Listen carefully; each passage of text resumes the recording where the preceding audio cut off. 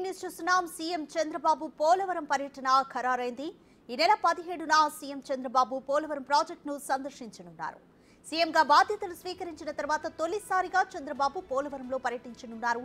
Polavaram project పనులను పరిశీలించి పురోగతిని సమీక్షించనున్నారు. చంద్రబాబు పోలవరం వస్తుండటంతో అధికారులు అప్రమత్తమయ్యారు. పర్యటనకు సంబంధించిన ఏర్పాట్లు ముమ్మరం చేశారు.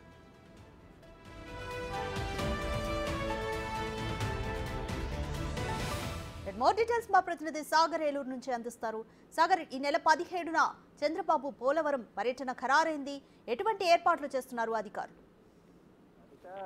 ఏలూరు జిల్లా పోలవరం ప్రాజెక్టుకి సంబంధించి మొదటిసారి సీఎం గా ప్రమాణ స్వీకారం చేసిన తర్వాత చంద్రబాబు నాయుడు ఈ నెల 17వ తారీఖు సోమవారం రానున్నారు.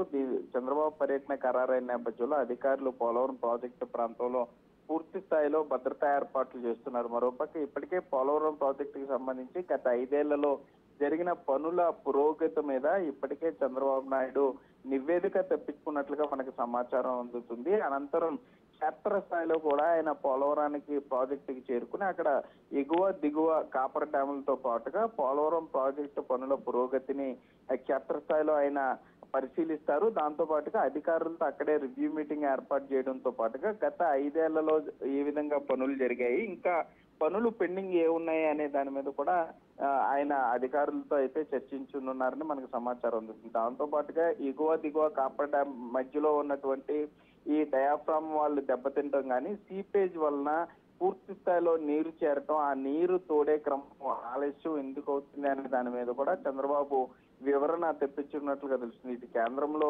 బీజేపీ, ఇటు ఇక్కడ టీడీపీ, బీజేపీ, జనసేన అలయన్స్ ఉన్న నేపథ్యంలో ఇప్పటికైనా పోలవరం ప్రాజెక్టు త్వరితగతిన పూర్తవుతుందని అయితే రాజకీయ విశ్లేషకులు అభిప్రాయపడుతున్నారు. చంద్రబాబు ప్రమాణ స్వీకారం తర్వాత వస్తున్న మొదటి సోమవారం, అందులోనూ ప్రాజెక్టు ఆంధ్రుల జీవనాడి కావడంతో చంద్రబాబు నాయుడు పోలవరం ప్రాజెక్టు నుండి ఏం మాట్లాడతారనే దాని మీద సర్వత్రా ఉత్కంఠ నెలకొందని అయితే చెప్పుకోవచ్చు. రాధిక.